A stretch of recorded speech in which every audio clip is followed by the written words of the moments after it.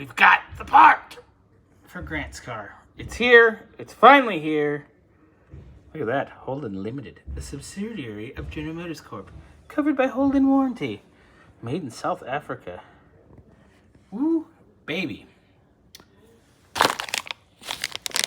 This is what we needed. Get this together, get it done, and get Grant his car back. Because he is back in town.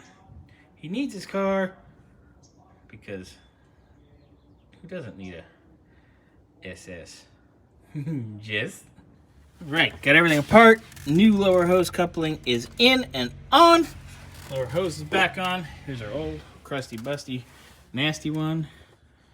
I mean, it is just an O-ring, but of course, GM won't sell you just the O-ring.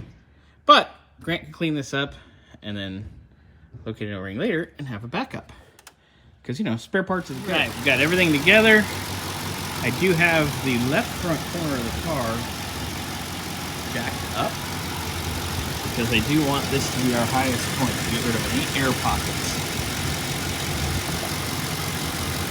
I'll let her run. I'm going to shoot the bath under here. Grant knows he's going to handle that.